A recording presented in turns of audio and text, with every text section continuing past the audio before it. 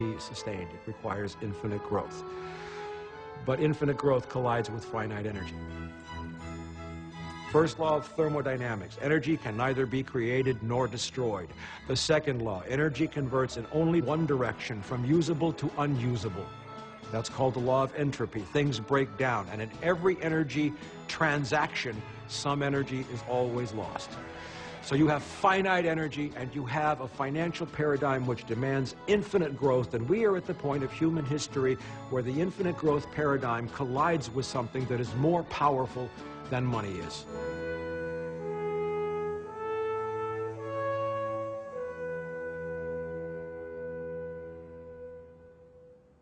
By 2006, I knew that the collapse was very imminent, that there would be a major implosion of the U.S. economy. I actually missed it by about a year, maybe a little bit more. I thought it was going to happen sooner, but it happened.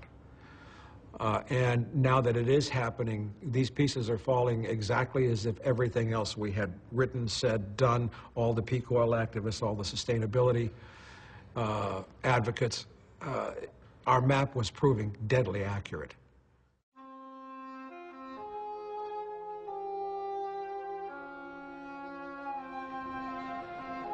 Things don't break up, they break down.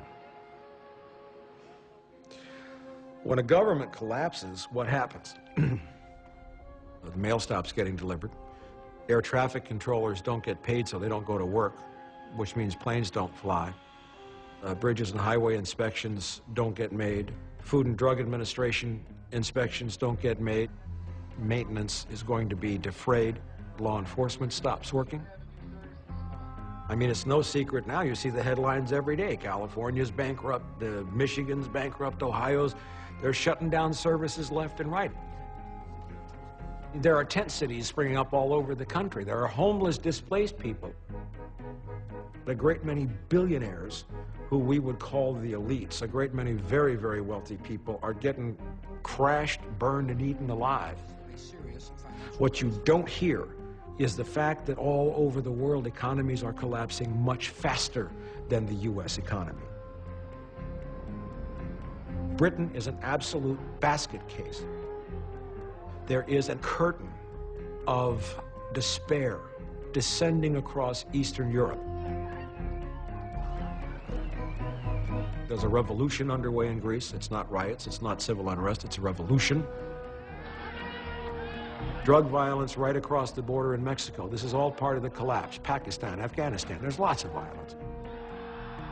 The people who have run the planet to this point and who are running the planet now are losing control.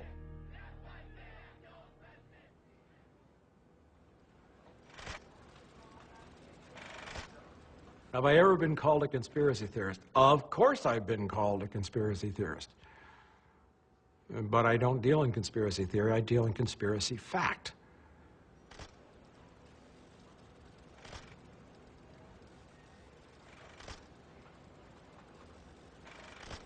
You know, somebody once said to me a long time ago, and this was probably back in '84, "Climb down off the cross, asshole, we need the lumber." I am not a messiah. I am not responsible for saving anybody. The only person I'm responsible for saving is me. What I see now is the end of a paradigm that is as cataclysmic as the asteroid event that killed almost all the life on the Earth, and certainly the dinosaurs. Now, the dinosaurs were kings of their paradigm. And a paradigm is what you think about something before you think about it. Somebody talks about money, and you automatically accept without thinking that compound interest, fractional reserve banking, and fiat currency is okay, and we have to protect that, because if we don't protect that, it's going to be bad for us. So if you know anything about Darwinism, basically what it said is that those species that had evolved or were able to adapt to changing circumstances were the ones that survived, and those that were not equipped or had become evolutionary dead ends were destined to die. Mike, you better be careful. It sounds like you're advocating social Darwinism. I'm not advocating social Darwinism. I am witnessing actual Darwinism. If you're in a camp with a bunch of campers and a bear attacks, you don't have to be faster than the bear. You only have to be faster than the slowest camper.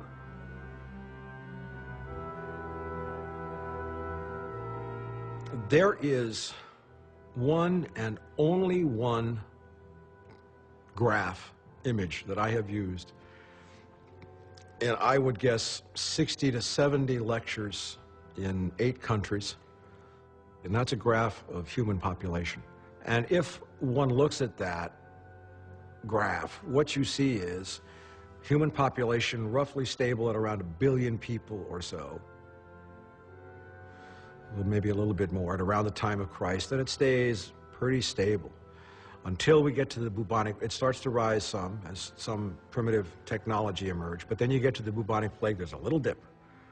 Then after the bubonic plague, you begin the start of what we would call the Renaissance, and the early stages of the Industrial Revolution, the discovery of steam. The population starts to go like this. The introduction of coal, the population starts to go like this. But around 1900, around the turn of the 20th century, what you see as oil became ubiquitous was that the population went like this. And it goes up to 6.5 billion people. We may be at 7 billion people by the time anyone sees this interview. All of those people exist on this planet only because of oil. That's it. So it's axiomatic that if you take the oil away, the population must go away also.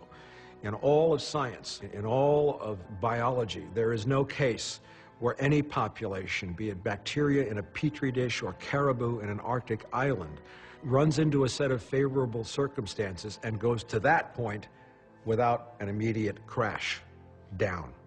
It's a law. It's a law as fundamental as gravity. It's a law as fundamental as thermodynamics. And if one thinks about it, it might also be viewed as true of the stock market or the financial markets, which go like this, and when they go like this, they automatically go like this. That's the history of every bubble.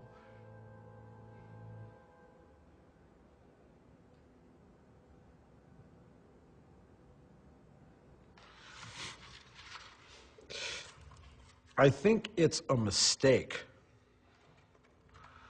to ask if people, and make all people the same as one entity, if they will understand it. I don't care if all people understand it.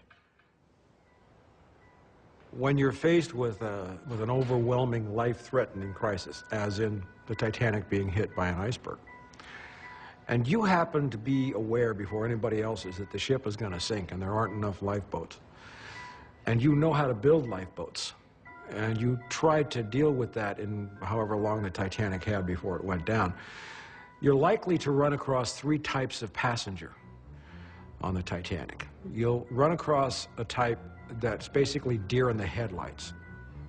Ship's been hit. What does that mean? What do I do? I don't know what to do. I don't know where to go. Should I do that? I don't know. That's one group. There's another group that says, we get that the ship's going to sink. We get that we're all going to die unless we make some lifeboats and do it fast. Show us what to do. And then you have a third group that says, this is the Titanic. It's absolutely unsinkable, unfucking sinkable. And so we're going back to the bar for a drink, and all you doomsday sayers can actually just take a hike. Now, if you're the one who knows how to build lifeboats, which group of people are you going to help? Certain things are inevitable right now. FDIC insolvency, I will tell you, is coming. Insolvency of the Federal Reserve is coming. Federal Reserve can go bankrupt. T-bill defaults. We're looking at major bankruptcies, starvation, dislocation. All these things are already on the way. Everything is going to break down differently in different places. The best that I can do is give you some ideas of some markers that are going to come. The bumpy plateau has been described by peak oil activists and researchers for many, many years, and it's actually happening. Basically, you come up the growth curve of oil prices, and the oil prices go up until you start running out of oil. then what happens is you have to destroy demand, which is what's happening with this collapse. Demand gets destroyed. The price of oil drops. But as you start a recovery, you start back up again and you collide again